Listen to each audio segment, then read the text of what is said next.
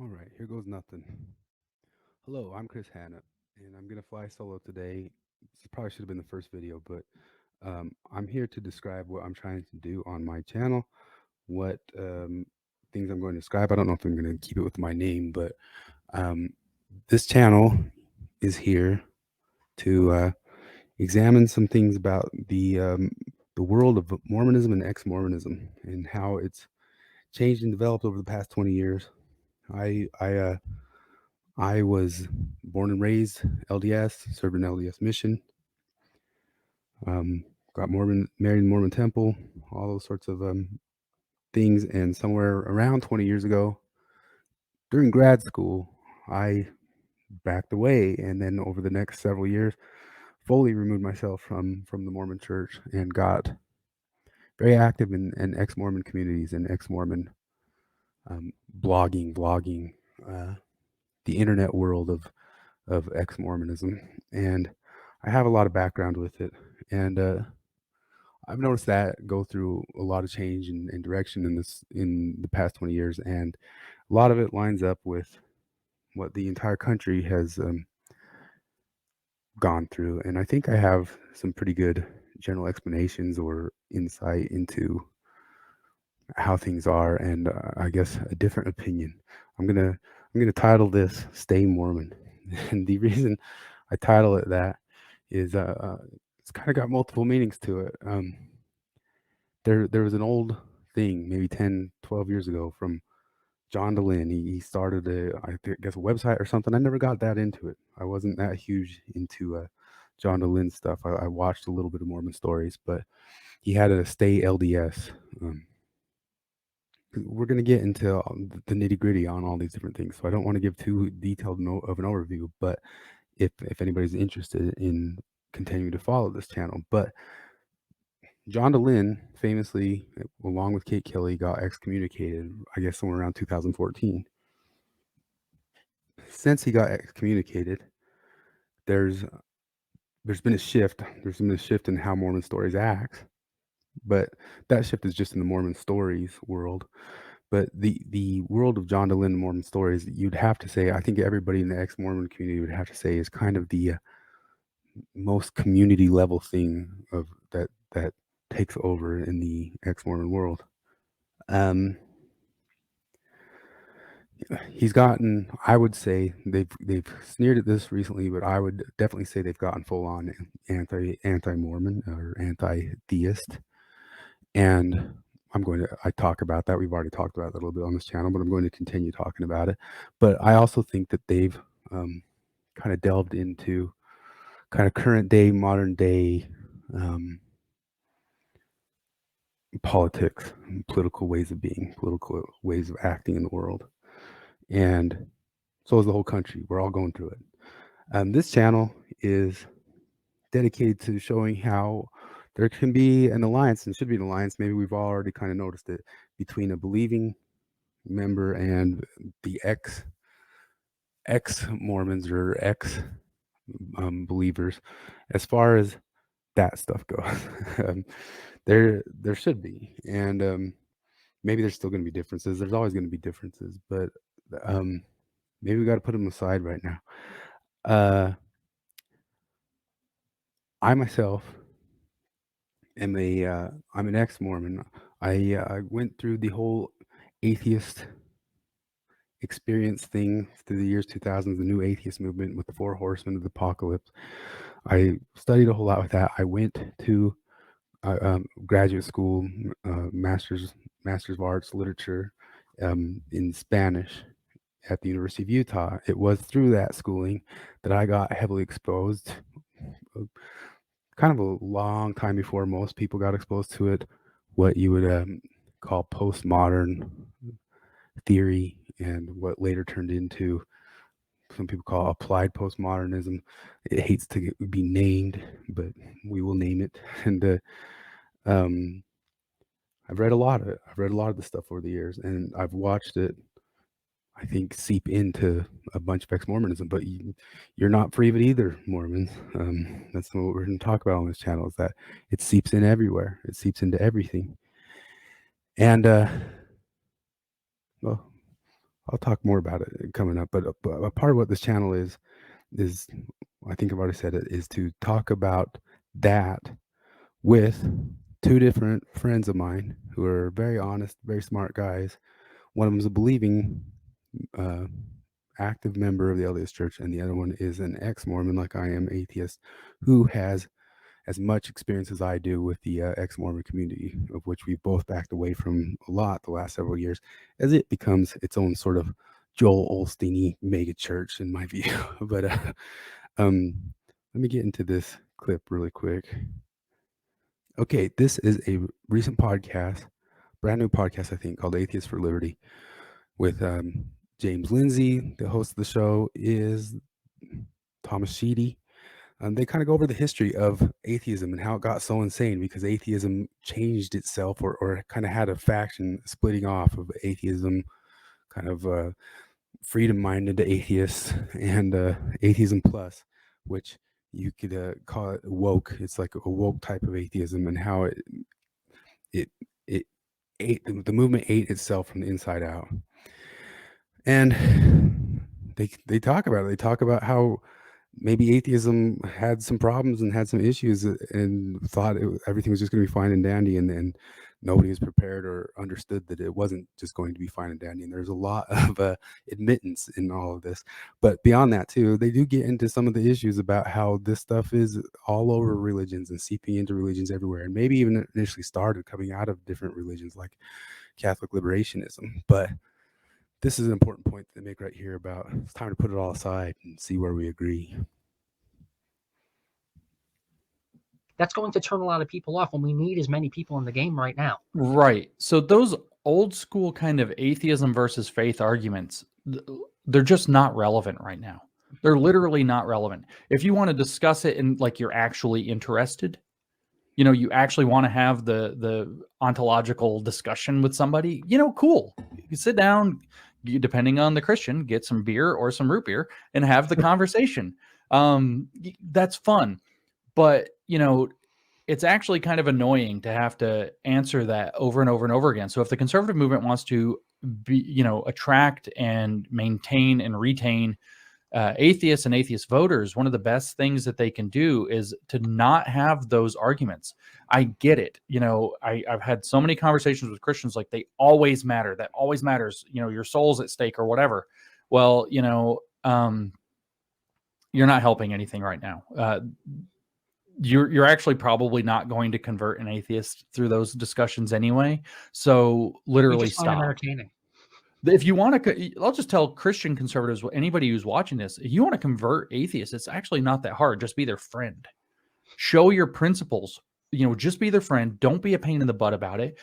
Show how your faith is enriching your life, and let people come to the faith rather than beating them over the head with some set of arguments that, you know, most people don't want to have those dialogues. And even if they do, even if you and I, like, let's say that we were across that divide from one another, you're the Christian in this moment, and you're like, well, what about, you know, such and such fossils and what, like, dude, I am so focused right now on how critical race theory is destroying our schools that I literally don't have time for this. So the real issue as far as atheism goes, of course, is when you forget that not everybody is going to be all up on your faith.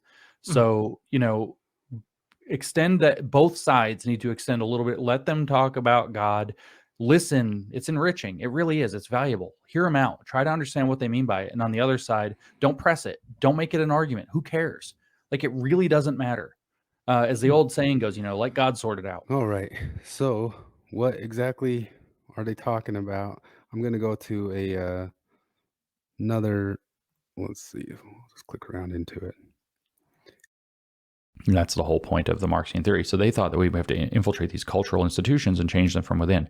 So you have to get inside religion, and you have to create liberation theology.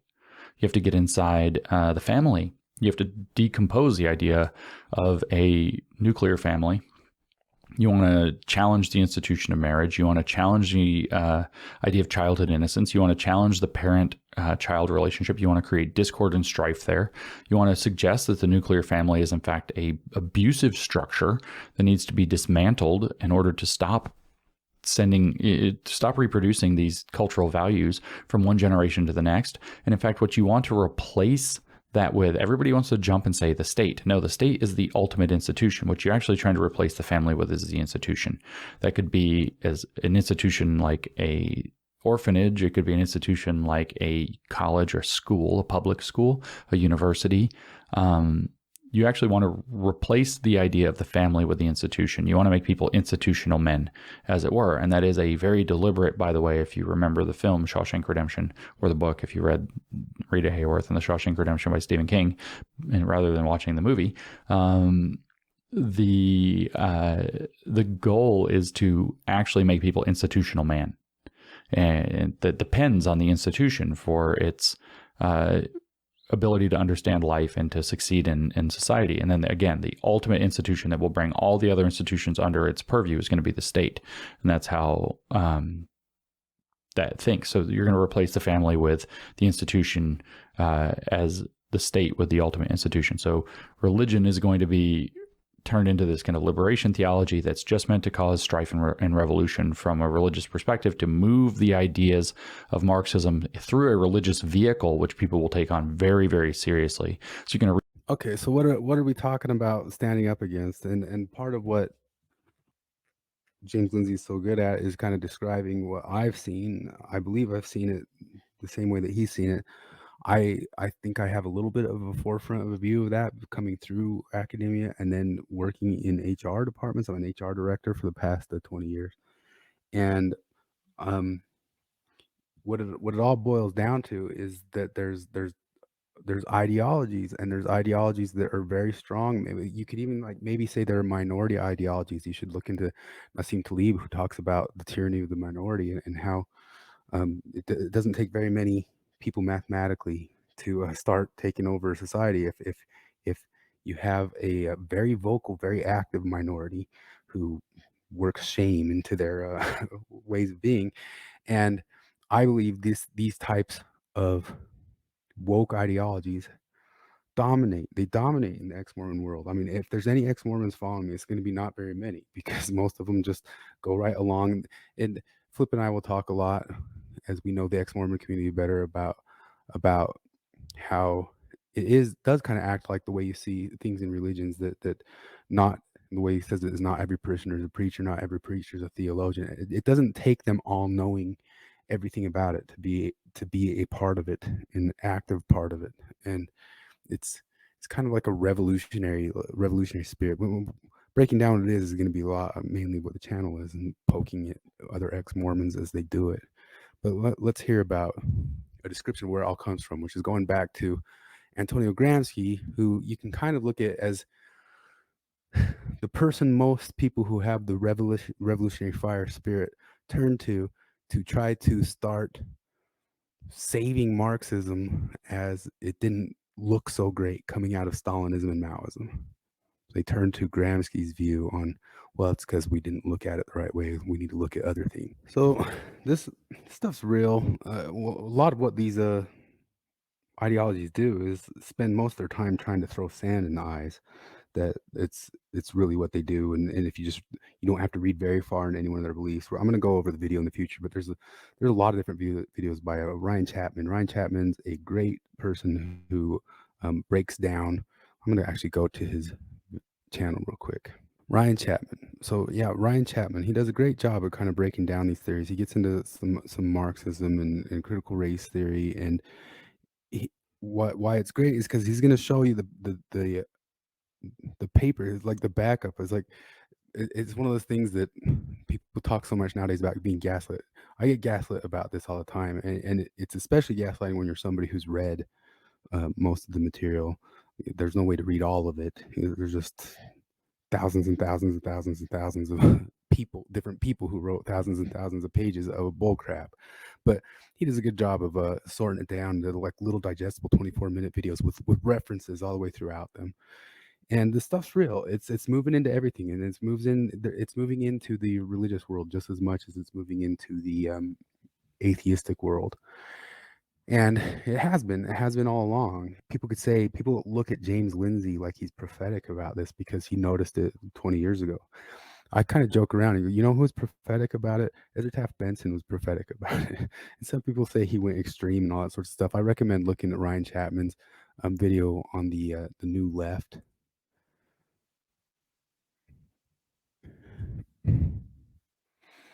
This video will get into what some of the things Ezra Taft Benson was looking at and why he might have been freaking out, especially as somebody who had firsthand experience in Soviet Russia. But then there's been so much of that that's been demonized about the current day because they thought he got too zealous and that sort of stuff. Well, one way or the other, I remember myself, I thought he was insane 20 years ago when I read some of the stuff. And then if there was ever a thing where you see, well, like, what's a prophet supposed to do? Stand on a wall and say something, even though arrows are getting thrown at him. You know what I mean? He did that, and he was right. And it is the exact thing that is kind of trying to create some of the conflict, part of the Marxism of this stuff. What's the overarching thing about Marxism in different theories that don't call themselves Marxism is the conflict. They create the conflict. They create two different oppressed, oppressor conflict. That's they call themselves something different, but that's what they're doing. There can be great overlap between people who are atheists and believing alike. Now, it's not just forming an alliance that I'm here for. I mean, I think there's all sorts of problems and pitfalls for anybody who goes leaving a religion like Mormonism. So it's not just talking about having the same alliances. I've gone through a process myself of going through the whole entire, maybe Christopher Hitchens anti-theist level atheism to Jordan Petersonian level of reevaluating the pragmatics of religion, and I talk about that a lot on this channel. But I mean, I even go further than that. I go to a level of, well, I'm going to share a video about that I think kind of shows the level of, if anybody's interested in watching the whole entire thing. But I'll try to just give a brief explanation of it. Okay, there's this video, and angels in scientific terms, and I would say that these people stem off of the world of the popularity that Peterson got when talking about religion on the internet. And Pajot probably preceded Peterson. He was a friend of him, but he spent so much time explaining to him how Eastern Orthodox views have a symbolic view of the Bible and of the religious world, but they go all the way with it. It's, you know, like one of his favorite things to say, and I like to use it too. He says it's just symbolism, except take the word just out of it. There is no just. Whereas this guy, John Vervaeke, he's a Buddhist atheist, but he goes all the way. He goes all the way with him and saying that the symbolism and things that you see, I follow you. I follow you with it all the way through. And I just at the end of it, I struggle believing that there's an entity or something at the end of the line. I really got into understanding or reevaluating the pragmatics of religion, where it came from, the ideas of it, and I leave myself at that agnostic level an idea of, like, maybe I'm wrong about all this, and I am perfectly open for people saying I'm wrong about it and that they still believe, especially if we're going to be on the same side about saving Western culture. But let me talk about the dialectic. Dialectic is, you know, in philosophical terms, there's kind of different versions of it. There's a Kantian version, and it goes back to Plato, and it'll come up a lot in current days because there's a Hegelian view of the dialectic. What the dialectic is two different, like, the way it's posited out there is that there is a thesis, antithesis, and then a synthesis, which is, you know, somebody puts out a view, and then somebody says something that they disagree with about it, and then between that process and discussion, they might come to a synthesis, which is like a better idea or view of the whole entire world because they've come to some form of agreement. That most people think that maybe that's what conversation has been throughout. And Flip actually contends that. He's like, I don't understand what the deal is with it. Like why is it so different? Hasn't that been what we've been doing, just discussing, talking with people across time? And no, because I mean, these guys aren't going to come to like a synthesis that God both exists and doesn't exist. You know, you don't have to come to that synthesis. But Vervaeke describes here coming to like an agreement, a Platonic dialectic, And he says it's not a Hegelian dialectic. And why is that? Because the Hegelian dialectic is used very much in these new modern theories. And what it does is it's kind of coercive. It's like trying to push you towards a direction of agreeing to, like Hegel thought it. If you think about that Gramscian talk, he was talking about, Hegel thought we are supposed to move towards a perfected state, a perfected final super state. And so you can see how that became kind of the overlying, well, one of the, let's say overlying, the underlying substrates of Marxism, and many different versions of Marxism that followed, because they liked that concept of, I mean, I'll show a picture of it in a second, but it's like in the world of Hegel, it's we're going to move towards the state, so we can come to agreement, but it's going to kind of move in that direction, or we can, and then in the Hegelian frame, it's as soon as we have it resolved, we got to go right back into the fight, and it's just like a constant renegation, which, if you think about it, is critical theory. It's critical. It's got to deconstruct, re-examine, renegate, re-criticize until we get to the super state. Let me have John Vervaeke here describe a more honest version of the dialectic. So do I think that, and I think this is one of the great insights of the Platonic idea of dialectic. It's not the Hegelian dialectic. The Platonic dialectic is we can learn an art, and that's how it's taught, about coordinating individual cognition into distributed cognition so we can access collective intelligence and perhaps transform it into participate, better way of putting it, Yeah, participate in its transformation into collective wisdom. Mm-hmm. Yeah, that, I mean, so I like the description. First off, it's one of the first persons I've seen kind of describe it, because some people are just down on the dialectic and other people are up on the dialectic, and then some people can really kind of describe there's kind of different ways of doing it. There's a way where you're truth seeking, and there's a way where you're being an activist. And that's one of the things that I'm going to talk a lot about on this channel, is that there is a difference between truth seeking and activism. Activism, that's a Jonathan Haidt idea that I think it bears out, that as soon as things get activistic, truth starts going out the window. And that's one of my criticisms of the ex-Mormon community, as they beat their chest so hard about standing on the rock of truth and knowledge and science. It's in their world that it's turning to sand. And I really like this discussion here. It's kind of a discussion about, angels in scientific terms. And Prajal they come to a Platonic dialectic, because the concept is, how do we act in the world? But he can keep believing that angels are real, and he can believe that he gets all the concepts in scientific terms. It's a really great discussion all the way through. He also shows a lot on how people can maybe talk about the same religious issues, one from a completely secular mind and one from a completely believing mind. It's pretty amazing to me. That's kind of what I try to do a little bit with when I'm talking with Kevan. When I talk with Flip, since I know he's not a believer, I might go down the road of just being a bit snarky about it or whatnot. I mean, that's some of the differences of how I talk with an atheist or how I might talk with a believer. But I mean, I'll generally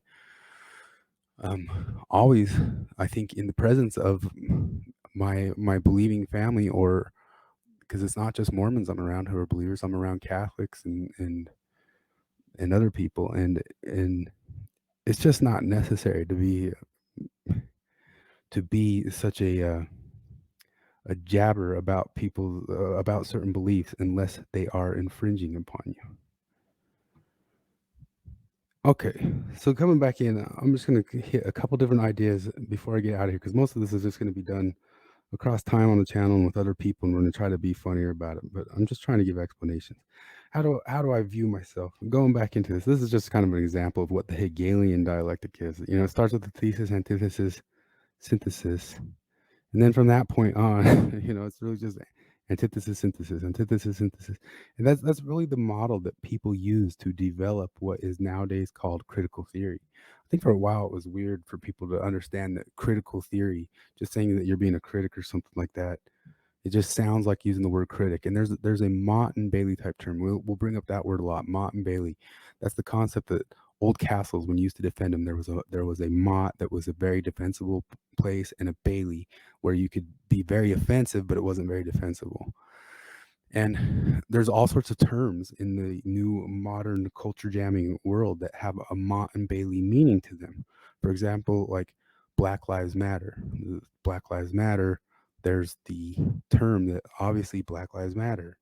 It's the Mott. We're talking about that. But the organization of what it is a Marxist organization that says on its webpage that they had designs to destroy the nuclear family, things like that. There's a million of them. Even the word critical is a Mott and Bailey term. There can be critical as you've always known it, as anybody's always known it, just the definition of, hey, I'm going to evaluate this, or I'm going to watch this movie and be a critic of I think if it's good or not. But then there's a critical Horkheimer. Horkheimer has a definition of critical, which means you're supposed to be destroying things to help move towards the revolution. You know, it's just so ridiculous. So who am I? I like this. I pulled it up because it's a famous poem. I went on a mission to Mexico City 20 years ago. It shaped a ton of my life. I like this poem. I went to grad school in Spanish literature. Just this first famous verse of this poem by José Martí from 1890. Yo soy un hombre sincero, de donde crece la palma, y antes de morir me quiero echar mis versos del alma. This is, they put this so it rhymes, but I'm just a sincere man who wants to put out the words of my soul before I die. Simple as that. Let's go in here. I talk about on some of the things I'm over the years. I'm going to play. I'm not bringing this up for any sort of thing other than to talk about the way I go about the world is like Raveki said, or Pajot said, is you have to go and act in the world, and you have to do something physical, and you have to do something that's difficult and physical to keep your brains and wits about you. And so I'm in a band. I've been a bodybuilder. I'm still a bodybuilder. I bulk and I cut all the time. There's some pictures of me when I competed as a physique competitor. I had to do physique competition because my Mormonism gave me the mandate to stay natural all the way through it.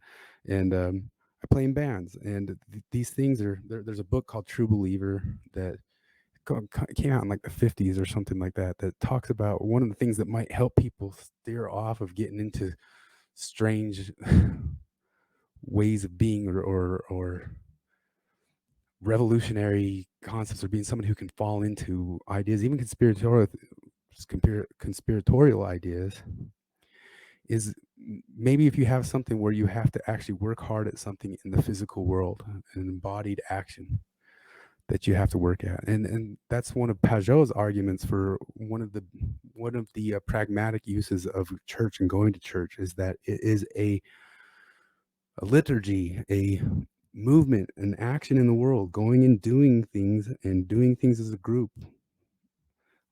paying attention all to the same thing at once and aiming and redirecting themselves at a goal. The atheist world, we don't have that. But the way they're trying to start building up and where it's coming through, because people are acting it out because they don't have it anymore, is through activistic actions, trying to find meaning in the world and putting some embodied action to it. You're doing it. You're being religious still. You just didn't know it, but now you think you're saving the universe. I believe it's perfectly easy to get wrapped up into those ideas and those concepts and feeling like you need to save the world, but we're going to get into that more in some other podcasts. So, how do I view myself? This is from Jonathan Pajot too, although I think it comes from Eastern Orthodox concepts. My name's Chris, and he's got a I guess it's a graphic novel coming out about Saint Christopher. And Saint Christopher I was going to name the channel Saint Christopher, but this is Jonathan Pajot's thing. I don't want to steal it from him. but I am still not. I just like to play around with the idea of it in my head. He's got the graphic things called God's dog. Saint Christopher is the dog-headed saint who, in some sort of Eastern Orthodox traditions, I think it goes back to Hebraic traditions, they said that this saint took a child across the river, and that child turned out to be the Christ. But it has to be a monster, and the Christ tricked it into bringing it back in and across some murky waters. One of the deals with him is that he's pictured, as Pajot will talk about, on the outside of this different Eastern Orthodox temples. He's an usher. He's somebody who he doesn't go in the church. I don't think I'm set to be going back to it, but I can definitely see it being the right or best choice for other people. And when I go doing what I think is a Platonic dialectic, if somebody's direction is back in the church or out of the church, I'm the usher. I'll usher you in, or I'll usher you out. But at the same time too, like if you're going out, you got to realize that there's monsters out there, and there really are monsters out there. There's no, as RFM said in a recent debate with the Midnight Mormons, there's no graduation. You leave Mormonism, you didn't graduate into rationality. You didn't graduate into seeing the world better or more honestly as a more true person. You've got work to do, and you have work to do still, and it's work that people inside the church do just as well as you do. We're all doing it endlessly. And here's some more pictures of there's a pup. The dog-headed monster that was depicted in Eastern Orthodox concepts. It's an interesting concept. Look for Pajau's Indiegogo campaign. He's making a graphic novel about this, and it should be good stuff. One of the things St. Christopher also did is he befriended the devil and came back and told people. He played a trick on the devil and came back and was able to inform people about the devil's ways. And that's a little bit how I see myself too. So moving on. So coming back to me, I'm going to talk just for a brief second about my journey through Mormonism. I mean, I started getting out of it in grad school because I did get sucked in by some of these Foucauldian theories. There was a big focus on what is power, and everything's just power. And those ideas speak a lot to some young 20-something. It spoke a lot to me, the concept of there's somebody trying to take power, but you need to fight back against that power. It's probably part of like typical development. But you should maybe grow out of it and see that there's more reasons and actions of why people do things in the world. But it's not just power, it's not just economics, Marxists. And going through that, I ended up getting very involved in not very involved. I mean, I ended up getting kind of involved in some different ex-Mormon podcasts that are famous. They're probably like the holy trinity of the ex-Mormon podcast world. I wasn't like crazy involved with them, but I was involved enough. I was there and talking with them. I grew up in the same ward as Lindsay Hansen Park, who is a famous feminist ex-Mormon blogger, or I don't know if she still calls herself Mormon. We, over time, had a falling out, and it was largely about politics or these cultural issues. And some of it was public, some of it wasn't. We've talked about it a bit on this channel, so even if not, it is public now. But, I mean, she was public with her politics. So, some of what this channel is to kind of push back on some of the politics in the ex-Mormon world. And we don't, there's one of my large complaints is people who think they own the substrate of truth in the world don't think that their politics are politics. Your politics are politics. And sometimes what we're going to do on this channel is push back on some of those politics, even to the point where maybe we're pushing so far it seems like we fully accept some other type of politics. I'm not any sort of Republican or Democrat, which is the same sort of dodge that John Larson, another famous ex-Mormon YouTuber, does. But I fully will stand up and say that we're being political when we're talking about holding on to liberal politics. And myself, I don't have any party, but what I will openly say that usually if I go out to vote, if I even do, because sometimes I'm so as they say, black pilled. I'm not even going to vote on stuff. But if I do vote, I usually try to vote for who is the most liberty minded person in my view. That's what I like, and I think is one of the substrates about what the Constitution of the United States of America is it wasn't just fiery revolution. The fiery revolution was the French Revolution, and it fell apart and fell into despotism, because that's what happens to fiery revolution, like Stalin and Russia or Mao in China. But what the United States did, the great big principle that's different, is that we realized that most of our lawmaking had to be laws against the powers that be. And the laws restrain the government, they don't restrain the people. And so much of what modern day theories get into are all sorts of laws or all sorts of sloganing. I call it sloganeering. And then they try to go and actually create policy or law against liberal precepts, against those precepts that are enshrined in the Constitution. And there really is an open, obvious, so frequently people, if they're disagree about the stuff, they're going to try to throw sand in your eyes and say, no, that's not true. But it is true. It's in the writing. Maybe we'll pull out some of the writing, not the proof. Audre Lorde, a famous philosopher in the critical theory world, says proof is a tool of the master. It's a master's tool. You can't deconstruct the master's house with the master's tool.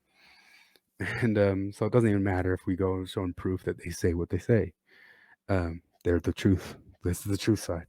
But I mean, there's all different levels on people who like kind of accept those types of politics. But we're going to poke at them. We're going to poke and make fun of them. But anyway, as I was around those ex-Mormon scenes across the years, I started seeing some more authoritarian edges to it. And I am not a fan of authoritarianism, even if it comes to, like, you're an ex-Mormon, you're an atheist, you're pretty rah rah rah. The church is bad. I am against what you think you have to do to actively burn down a church or be an authoritarian to remove the church from other people. I'm also against when the church is an authoritarian to people, when it tries to involve itself in laws or try to involve itself. One of the best theologies in the world, I think it's something the Mormons should be spouting from the rooftops, is the theology that in Mormon theology, Jesus was the one about choice with consequences, and Satan was the one talking about pure control, right? Safety, right back to salvation. Mormons got that right. That doesn't mean all Mormonism has always gotten that right, and that's why I like some of these new apologists, like the Midnight Mormons. They get funny, they get mean. I'm gonna poke and try to be funny at stuff, but they also are able to. They're also able to point out and criticize where their church has maybe gotten a bit authoritarian or a bit there's no other way to say it. I'll just use the word they always use, like boomery, that has to do with like a 1950s type politics. I have to openly admit that it's probably true that maybe some of what I didn't like about Mormonism had more to do with some sort of like 1950s, had something to do with 1950s, 1960s boomer politics more than actually Mormonism ever did. And I had never really thought of that until they made me think of it. And that's why I like listening to people across different planes. One of the problem with most of this is that I've spent, the way ex-Mormons will always kind of brag to Mormons that, like, we know all about your church. I've spent my whole life reading and studying about it. I know all about leftist politics, academics. I know it all. Not all. I mean, it's impossible to know it all, just like any sort of like religion. But I've spent my time in it, and I've made my decision that I don't like it. I'm probably not going to come too far on agreeing much about that. But I used to feel the same way about Mormonism, and I've come so far around on understanding a bit better the whys. And I was thinking about calling this channel the Chesterton Fence for a while. We talk a lot about the Chesterton's Fence, which is the concept that if you come to a fence in the wild, better know why it was put there before you rip it out. And there's so much about our life and world that are things that are like a fence that were put up and done a certain way and they seem ridiculous and stupid. Let's just rip up and get rid of this traditional thing because it'll be better because we got rid of it. Maybe you don't know why that fence was there. Anyway, I'm going to keep going because I don't know if this will all fit on the same podcast, but I'm going to talk about it. So as I was exiting, well, as I was hanging around those ex-Mormon podcasts, I also I still remained a member. I never removed my records. And I didn't remove my records until the excommunication of one John Dehlin. And I even put, I sent in, it's not an excommunication, I sent in a letter of resignation when John Dehlin and Kate Kelly were excommunicated. The reason I did, I think, was a errant reason on my part. At that time frame, I was dating a person who was Mormon, and I was really trying to work out and reconcile how I could still be a Mormon and still maybe get some, because she only wanted to get married in the temple. So how could I get in or through the temple and not be a liar? And I was that much of a deontologist about lying. I was like the mandate that I'm not going to lie about this just to get through a temple. And I couldn't lie that I struggled with believing stuff. And so I tried to work it out and try to make it make sense. And I'm just going to give a little bit of an example of sometimes how Mormons are kind of bad, that even when you try to throw them a bone, that they don't get it. And this was just her individually, but I've had it a couple other times. But there was a moment in Russell M. Nelson's press conference, his first press conference. This is Peggy Fletcher Stack, who was questioning him. I didn't know who she was at the time. I thought it was just like a random person from the Tribune. So she asked him a question. She asked him a question about these types of issues that are surely becoming a larger problem for the church at large. Let me show the answer. Here it is. Here it is. The church leadership is still white, male, American.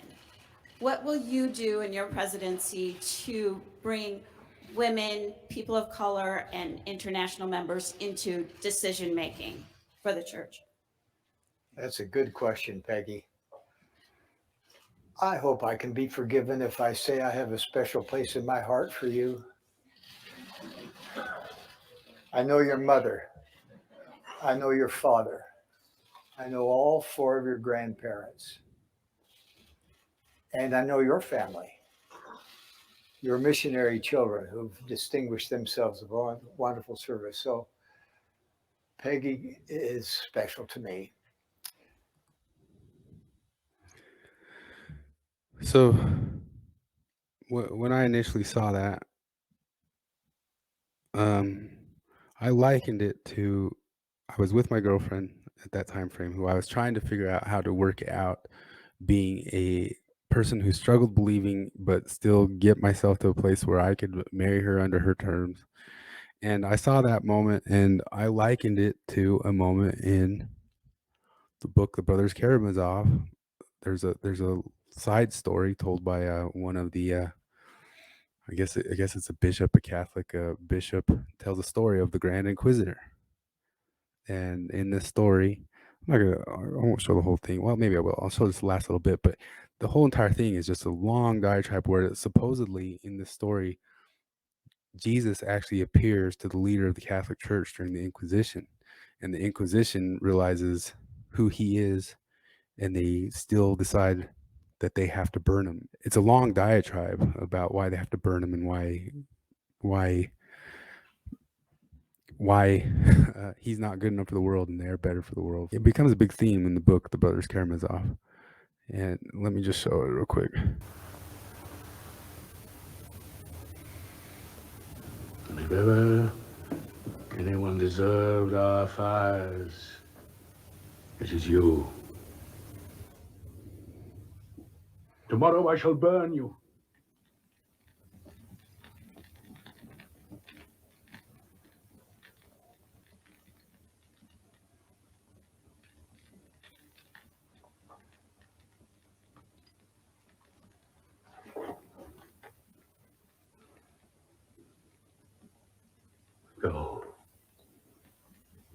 Don't come to us anymore. Don't come at all.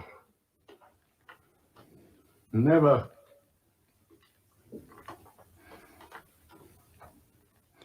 Anyway, it's a famous scene in literature. Well, a famous scene in the novel and a famous scene in several different movies. But this was the night she and I broke up forever. She's now married in the temple, and I wish all the best for her. And we'd probably still totally get along. But it was when I showed this to her, and I compared Russell M. Nelson to the Grand Inquisitor situation, where I was comparing Russell M. Nelson, I said it's like he did something that the Christ figure did in this novel.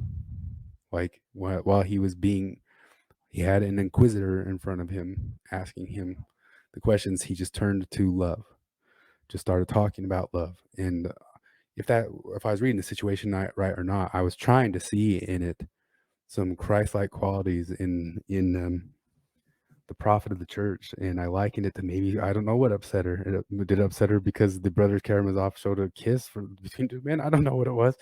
Was it because I wasn't supposed to compare Mormonism to 1800s Russian Catholicism? I don't know. I don't know why it was a big problem, but it's come up several different times. And I'm actually fine with it. It's fine. But as I go trying to understand or speak the language, or show how I can share a spoken language with LDS people, there'll still be like a disconnect or like an upset sometimes when you're trying to show that on some level, even in your secular brain, you're getting it and you're trying to get it, or you're trying to like it, or you're trying to see. Because one of the big themes of the whole entire book, The Brothers Karamazov, is the concept that it appears several different times with some brothers in the story, that there's some sort of person who is against you and your Christ-like love, you could say it, who just have all the answers in the world, have all the empiricism in the world, have all the criticism in the world, have all the words in the world. And the answer in the book from the brothers, or the answer in this story, is to just show love. And Kevin's somebody who's just done that with me over the years. And boy, I mean, has it helped me really kind of see the value, in the LDS Church and Mormonism. And Kevin's just done a huge job of helping me with that. We've just continued talking over the years, although ex-Mormons, if you want to try to meet up, have a meeting of minds with the Mormon people too, I never sat there trying to like rip Kevin's faith down either when I talk with him about this stuff. We tried to, going back to that Vervaeke video, or Pajau, if you want to watch it, we tried to come to understanding, the same understanding, maybe from just different points of views. We really tried to reach a Platonic dialectic. But I know for a fact that on the ex-Mormon side, very frequently what they want to do is just be heard about things that they found that were wrong empirically. But I also kind of think that if you're somebody who looks around well enough in this stuff, you can get yourself to where you're ready to deal and hear with, as is done in the Brothers Karamazov. You can hear all the explanation in the world and maintain your position. Just like Jonathan Pajau does, or whoever, but I'll get to that. So I'm just going to try to get into the last little bit of my intro video here. Part of what I want to do, or hope to do, is to be somebody maybe in the ex-Mormon community that can help steer or be there for ex-Mormons, because there's a lot of, I already know that there's not a ton because they're a minority, but there's ex-Mormons who are liberty-minded and feel completely ostracized by what's popular in ex-Mormonism. There's some channels or avenues that people can get into. One of the best channels in all of ex-Mormonism, if not the best, is Jonathan Streeter's channel. I've appeared on the show once, but I've gotten more and more into it, and it's not just because I appeared there. It's because he actually does get into trying to discuss larger issues, the types of monsters you might meet in yourself as you go exiting any sort of religion, or entering into any sort of religion. The types of the types of as a socialist has said, the line of good to evil goes right down the human heart, and it can happen to you. It happens to you anywhere. You should watch Jonathan Streeter's video on the wave. You should watch. He's got backup stuff. He's covering the Chinese Cultural Revolution right now. Not enough people are paying attention to that at all through history. Maybe it's hard because so much of it is so much of it has to be you have to view subtitles on all of it, and he's trying to take care of that. But the way he looks at stuff from a larger point of view, but there's also something else I'm going to point about it. I'm going to show a clip real quick here about Jonathan taking some calls from some ex-Mormons.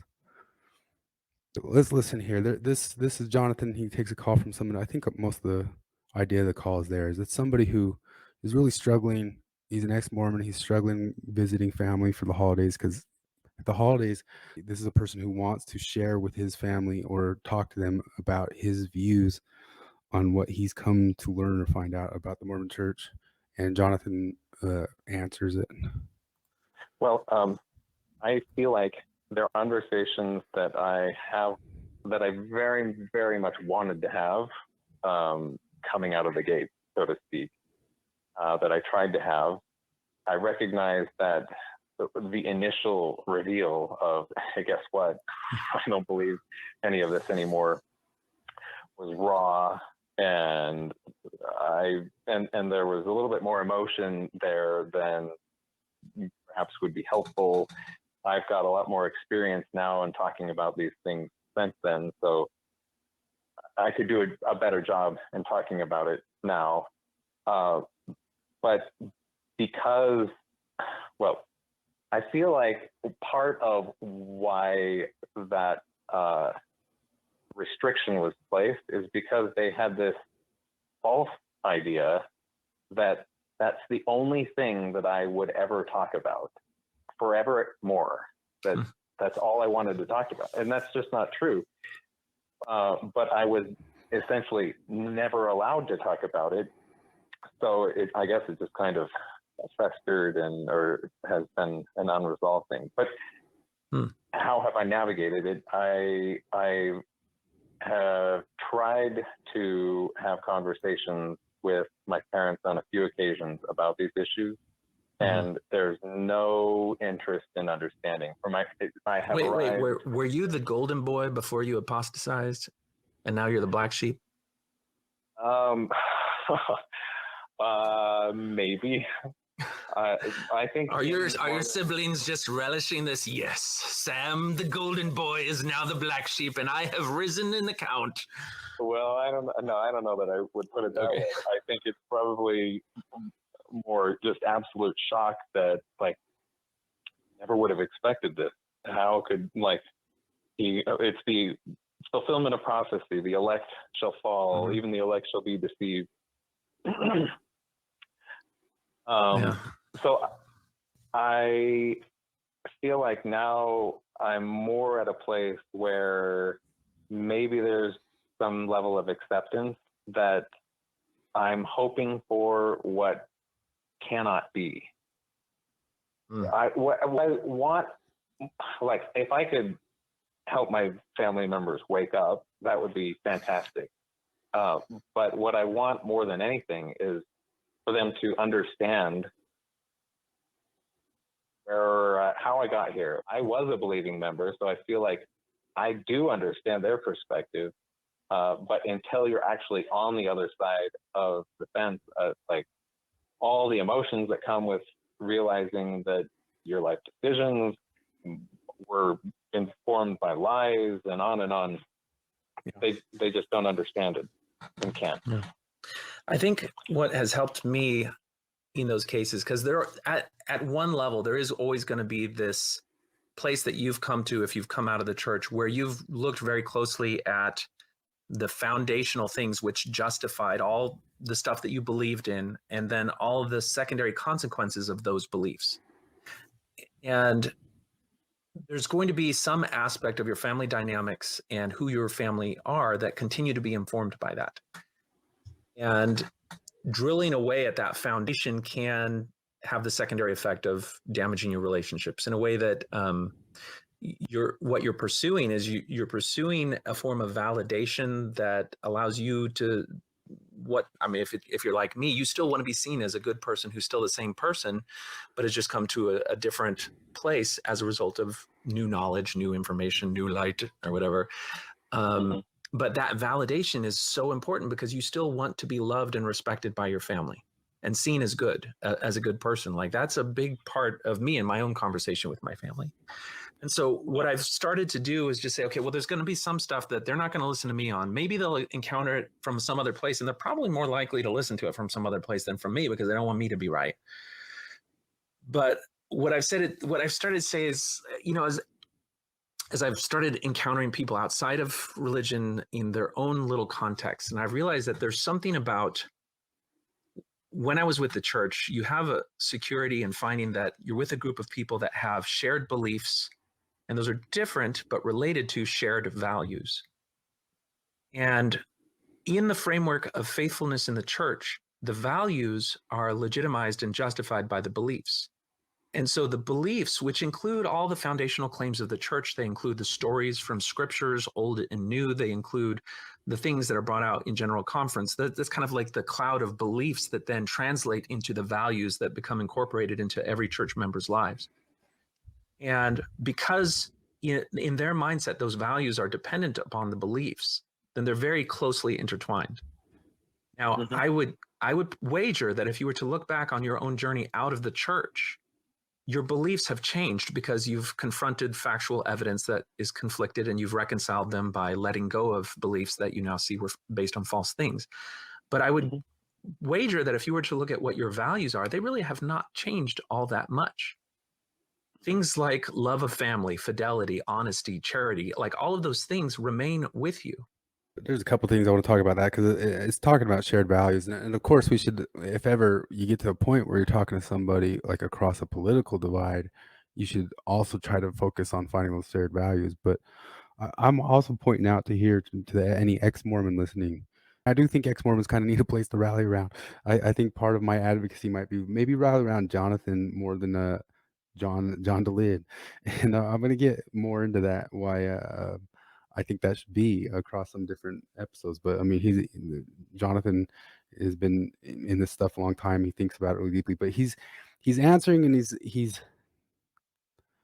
talking to this guy about how to have impossible conversations or how to meet at the minds of people that he loves and cares about and are family to him. And of course, that's a two-way street. Everybody has to have a two-way street about it. But one of my concepts here is that when he's taking this question, he is focusing on how to help and repair and make stuff better, and the person, and looking at the person himself. Where's the locus? Where's the focus? And I'm going to compare it a little bit to the more famous center of ex-Mormonism today in a little clip that just came out. These are both just from this week. I mean, if I could dig through all of history, I could go forever. This one came out this week, and the whole video, I mean, this person is a person who's talking about a different a personal situation. Well, I mean, I guess the title is right there on the screen: sexual abuse that happened inside the Mormon church. And it says Mormon church cover up in the title, but this is where the person's talking about the Mormon church was very, very good, was great. The different bishops that she talked to were helpful to her, and John Dehlin spins it, and well, I mean, I'll just let it play. And I was like, okay. And then he's like, I'm like, so I don't know what I need to do. And he strongly encouraged that I go back to therapy. This was in my early 20s. And he even encouraged that I go to a non-Mormon therapist. Wow. Yeah. Another lottery. Major lottery. Win. Major Another lottery win. The lottery stuff that they keep talking about is that people in the Mormon church did right. They did right. They did right when she brought these things up to them. And you had. Yeah. And I think that's one of the reasons why I feel so important for speaking my story is because I'm in a situation because I won the lottery in a couple things. There's a lot of privilege. It's weird to talk about privilege because you were a victim, but I just this idea of like most Orthodox Mormon therapists are going to say atonement, atonement, believe in Jesus, draw close to Jesus, trust Jesus. He'll wipe it all clean and he'll forgive you. And he'll forgive if there's anything you've done, he'll forgive you and he'll forgive your dad. And the blood of Jesus's atonement will wipe it all clean. Yes. Right? Yeah. So no, and that I've never put it in that way that I have privilege in my story, but I have It's twisted. Immense privilege in my story. I do. Which is partly why you're alive and partly why you're able to tell the story. Yes. And very much why I feel like I need to share the story. Yeah. So this John Dehlin ostensibly is a psychologist, you know, and right there in this conversation, not only is he putting this person up to make his case for that he's always been making. Well, not always. Let me pull this up. It hasn't always been. So here is, I guess it's old. I mean, it's got its own Wikipedia. He had his whole movement called Stay LDS, which he had before he got excommunicated. There's something that came out. There's a lot of different things that make your spine tingle about that interview with the person, because John Dehlin himself has been accused of being. He brings up the Kavanaugh trial in that same episode, which is one of the first areas where I started thinking that. I mean, I never really followed him that much, but at that point when he was able to sit in judgment of Kavanaugh, when Kavanaugh was, I think, if you read deeply into any sort of that stuff, was being put through a type of kangaroo court. And this is, I'm somebody who doesn't agree with the politics of Kavanaugh. I think Kavanaugh is a neocon. But that whole entire sham of a process, I mean, he brings it up right there himself, so I'll bring it up on him. He himself is accused and has been accused of a type of grooming and quid pro quo harassment in the workplace. And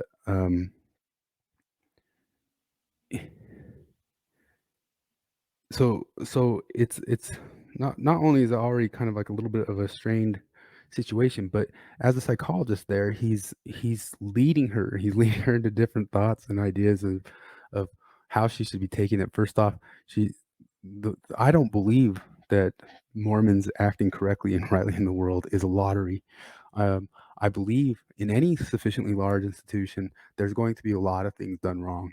That's what happens if anything gets sufficiently large. But and there has been some other issues that come from, like, maybe from the institutional level over time. But he didn't have a good example of it there in that situation, so he wanted to turn it into that example. So he's not listening to the person. He's not talking to the person. Then he puts into her mind that she's privileged, and then he starts talking about, well, you didn't kill yourself because you won the lottery. Like that. This is a psychologist. Like you're killing me there with that. So one of the things talking about is going back to the dialectic that we were talking about. So something Flip and I will get into a little bit is that we think it was always cynical that he ever said stay LDS. I'm going to title this episode "Stay Mormon," and kind of that's a bit of a play on a discussion I had with the Midnight Mormons about, I think they should hold on to what gives their salt its savor. I mean, I think Mormonism should not be trying to undo its culture, as Gramscians would want them to undo their culture. I think the power is in the culture, and I hold, as Streeter was talking about the other person, there's parts of this Mormon culture I still hold strong with you. And any sort of Gramscian person is going to say, well, that's status quo. That's evil status quo. And we're going to continue talking about all that sorts of stuff, because I want to do a whole episode on critical fill in the blank theories, because I mean there's a bunch of different theories that are they're isomorphic one to the other. What that word means is, like, it's the same stupid theory, it's just you put the different fill in the blank in the middle of it. And there's little bits of differences between, like, queer theory and critical race theory or post-colonial theory, but it's largely still just to kind of find the conflict, who's the oppressor, who's the oppressed, that sort of stuff.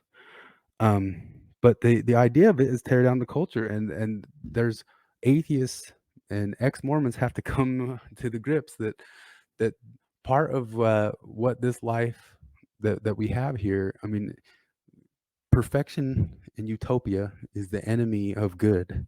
You know, we're not ever going to get to utopia. It just doesn't happen. We can always work towards doing better, getting better. But the problem is sometimes your efforts towards working better, or frequently, make things worse.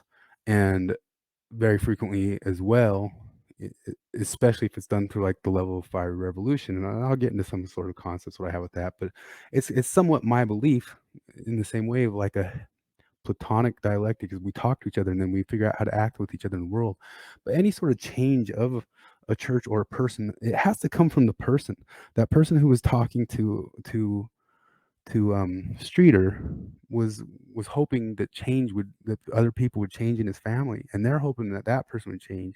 But we all know that's Satan. That's Mormon Theologies nailed it again. That's Satan. The other person's got to change, but the institution as well. I mean, we can have dialectics and discussions. If it gets to a point where something is truly causing harm, I'm going to get into that subject in the future. But because that's the cause harm is an X variable that can mean anything, and especially when you have people like Dehlin in that same video later, he very much sets up that a person who has been through any sort of thing like that shouldn't look towards atonement, shouldn't look towards things like maybe bettering themselves in life. Like I said earlier, I instead of focusing on fiery revolution, I focused on trying to make myself a better person when I could. And one of the things to do that with his family and friends and that sort of issue too. But he talks about that you need to give all of your faith and hope and put put all of your eggs in the basket of a credentialed person, a credentialed expert. And very much of what he argues about is that he should have some sort of top-down authoritarian say over what the Mormon Church does from his credentialed position. And this is going back to the concept of the Hegelian dialectic, not that Dehlin knows any sort of thing about this, but Flip and I are very, very questioning about how cynical his stay LDS. There was a interview done by the person that he ostensibly harassed, that, you know, we don't know for sure if that happened or not, but that person also talked a lot about how he'd had this intentional martyrdom when he got excommunicated. Going back to why I think I errantly saw that moment, I sent my papers because I thought it was a moment the Mormon Church was saying, we don't want you half in, half out people.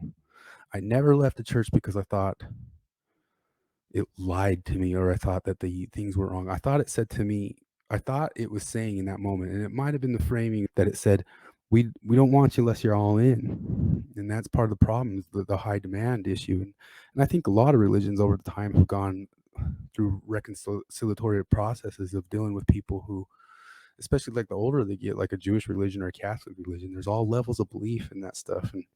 And I do think Mormonism maybe had to get a bit better with people who said, maybe I don't believe all the way now, but I can hang out. You know what I mean? Maybe can I get married? You know, but I viewed that moment as a line in the sand of the church saying we don't want people who are kind of trying to make it work or half in and half out. But where I was wrong is I think the church was correct in seeing that both Kate Kelly and John Dehlin were people who wanted to forcibly change it. They wanted the authoritarian oversight. So I'm going to go to just like a final thing that was a post that Jonathan Streeter made this week and tried to post on Mormon Stories, but that sort of stuff just kind of disappears down the memory hole. Here we go. This is something he posted this week. Leaving the church carries its own emotional, psychological burden. As you set down these Mormon ways of thinking, there is a whole menu of different lenses that you can pick up to define your worldview.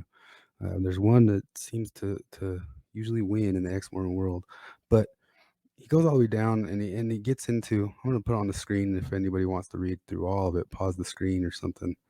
But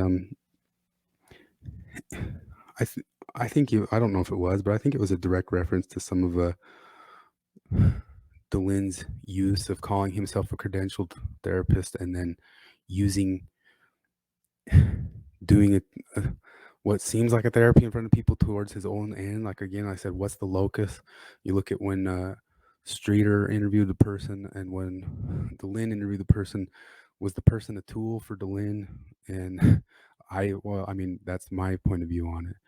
That when he puts those people on a show, he's using that as tools towards his own end.